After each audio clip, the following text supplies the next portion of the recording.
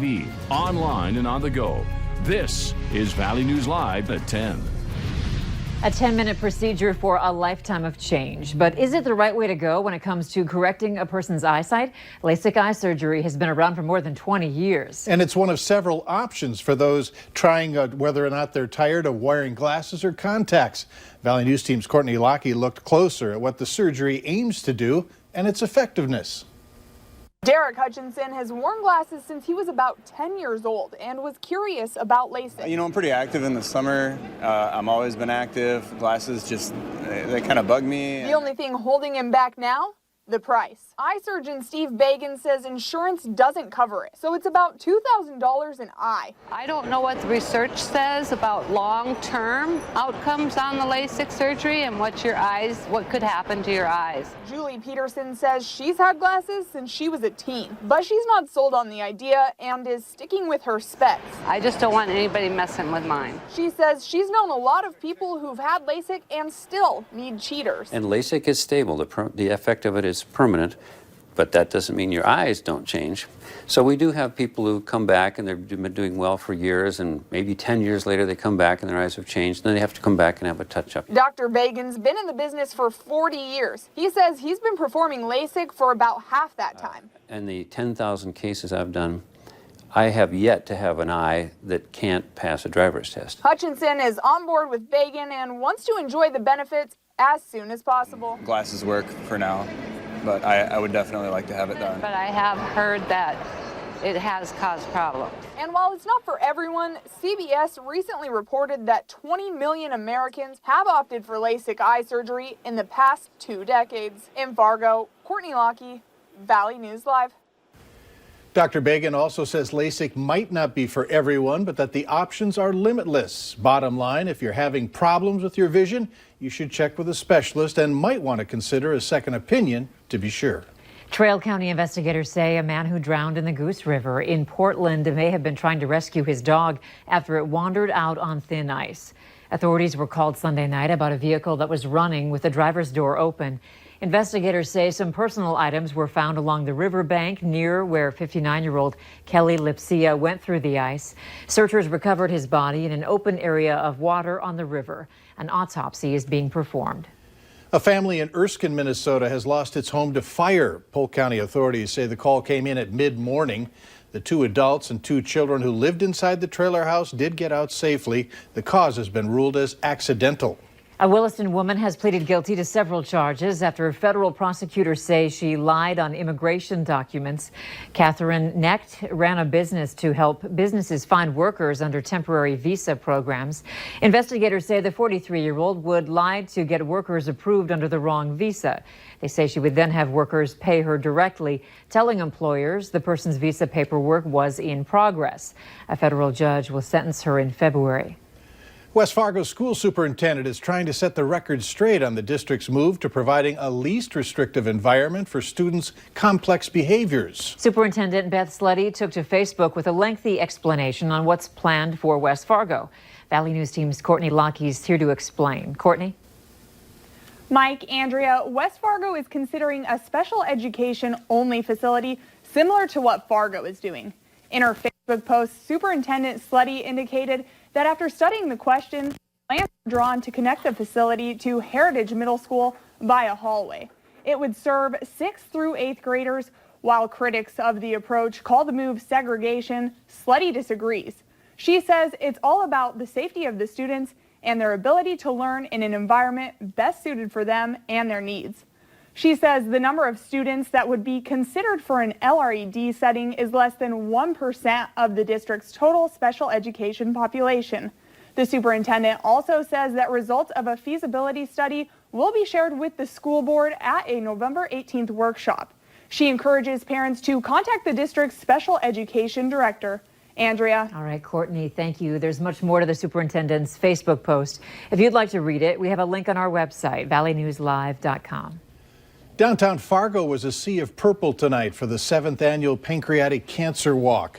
From purple clothing to purple lights and signs, hundreds of people made their way down Broadway, waging hope in the fight against this disease.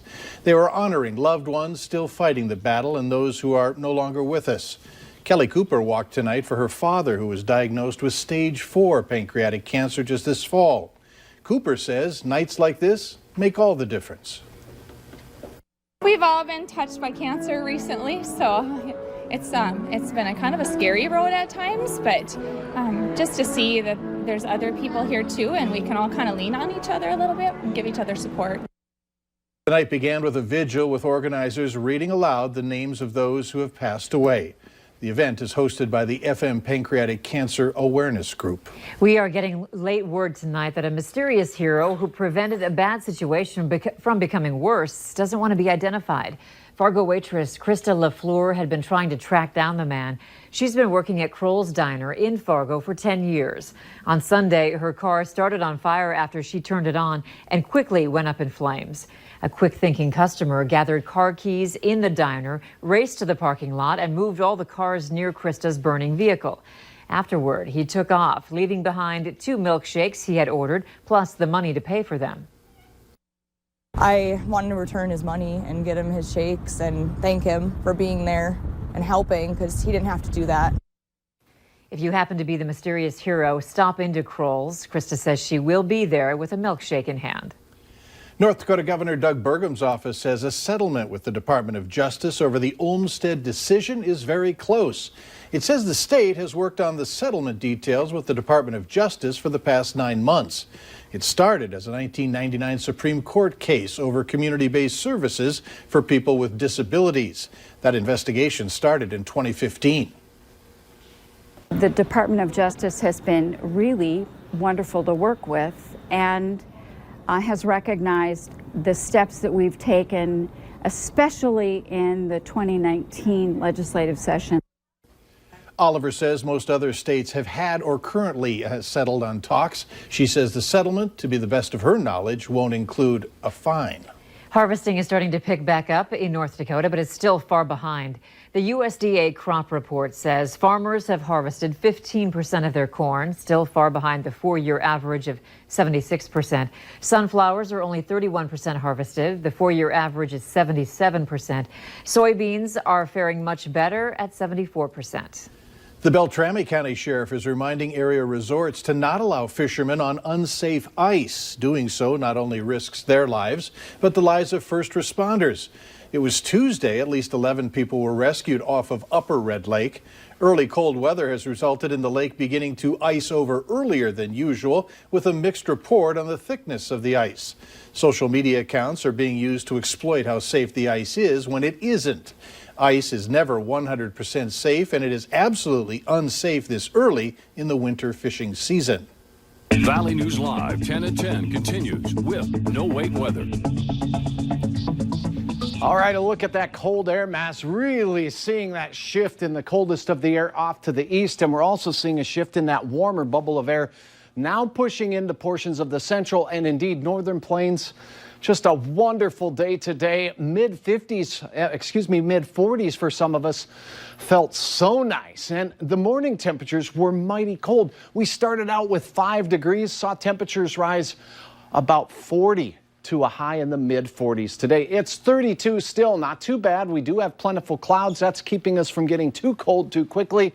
And we are not heading down toward lows in the single digits tonight. Much milder. Still 39 in Sisseton, 32 for Detroit Lakes. The cool spot up here in north central Minnesota near Lake of the Woods out there, Baudette at 18. It's 10 degrees warmer by the time we venture out towards Langdon. 32 this hour in Devil's Lake. We do have some changes as we head into our Friday, and it does look like we're going to cool off, but it doesn't look like a lot. Here is a look at this cold air mass here. You can see the leading edge of that cold air mass lying right here in northern Minnesota, where we saw the temperatures cooler right now. This cold air is going to burp its way back into the valley from the north and east. Watch your hour-by-hour forecast. You can actually follow this bank of clouds as it moves back to the west. That cold air overnight kind of filters its way in. We'll start our day in the lower teens in parts of Minnesota, but the rest of us will be near 20 degrees. All in all, a mild start to our day compared to this morning, where we were in the single digits. Could be some low clouds and even fog out to the west in the James River Valley and Devil's Lake Basin. Then as we head towards your Friday midday, the cold air continues to kind of slowly work its way back. We're going to have like a southeasterly or easterly flow to this wind, and that's going to usher in that cool air into the eastern third of North Dakota through the first part of the day. We still will be mild, but not as mild as we were for today.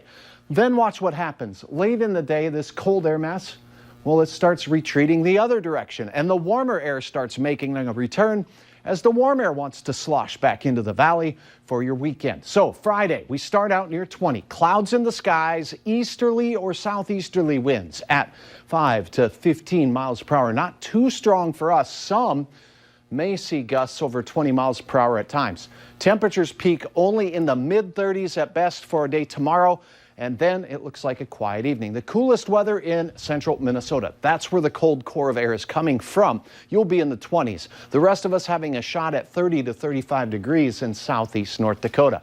Ding, ding, ding, ding. Bonus coverage here. Hour-by-hour forecast for the weekend ahead as we get through Friday into Saturday.